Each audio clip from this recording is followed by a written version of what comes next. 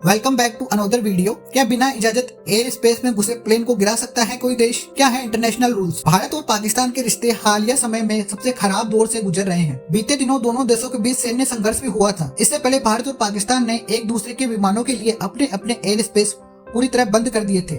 इस फैसले के बाद हुआ एक घटनाक्रम चर्चा का विषय बना हुआ है। दरअसल बीते दिनों दिल्ली से श्रीनगर जा रहा एक यात्री विमान टर्बुलेंस की चपेट में आ गया था। विमान के पायलट ने इमरजेंसी लैंडिंग के लिए लाहौर एटीसी से संपर्क किया, लेकिन परमिशन नहीं दी गई। इसके बाद श्रीनगर में विमान की सुरक्षित लैंडिंग कराई गई। ऐसे में लोगों का सवाल है कि अगर बिना इजाजत इंडिगो विमान पाकिस्तान में घुस जाता है तो क्या होता? क्या कोई देश बिना इजाजत एयर स्पेस में दाखिल हुए विमान को मार गिरा सकता है? चलिए जानते हैं इसको लेकर इंटरनेशनल रूल्स क्या है।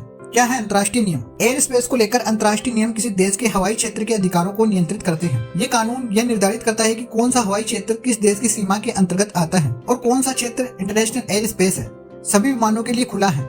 ये कानून कहता है कि अगर किसी देश का विमान दूसरे देश के एयर स्पेस में दाखिल हो रहा है तो उसे पहले उस देश से इस बात की इजाजत लेनी होगी। बिना इजाजत घुसने पर क्या हो सकता है? अगर कोई विमान किसी दूसरे देश के एयर स्पेस में बिना इजाजत घुस जाता है तो इसके गंभीर परिणाम हो सकते हैं। ऐसा करने पर दूसरे देश के वायुसेना के फाइटर जेट्स उस विमान को रोक सकते हैं और उसे वापस जाने पर मजबूर कर सकते हैं। इसके अलावा विमान को जब्त किया जा सकता है और उसके चालक और यात्रियों को भी हिरासत में लिया जा सकता है। एयरलाइन कंपनी पर भी जुर्माना लगाया जा सकता है। क्या विमान पर किया जा सकता है हमला? सबसे बड़ा सवाल यह है कि क्या बिना इजाजत एयर स्पेस में दाखिल होने पर विमान को मार गिराया जा सकता है? यह ध्यान देने वाली बात यह है कि अगर यात्री विमान ऐसा करता है तो दूसरा देश उस पर हमला करने से बचता है, क्योंकि इससे निर्दोष नागरिकों की मौत हो सकती है, जिससे जंग के आसार पैदा हो सकते हैं। इसके अलावा उस देश को वैश्विक दबाव का भी सामना करना पड़ सकता है। हालांकि अगर सैन्य विमान या मालवाहक विमान है तो उस पर हमला हो सकता है, जिसको लेकर दूसरा देश उस पर दबाव भी नहीं बना सकता है, क्योंकि इसे एयर स्पेस का उल्लंघन माना जाएगा।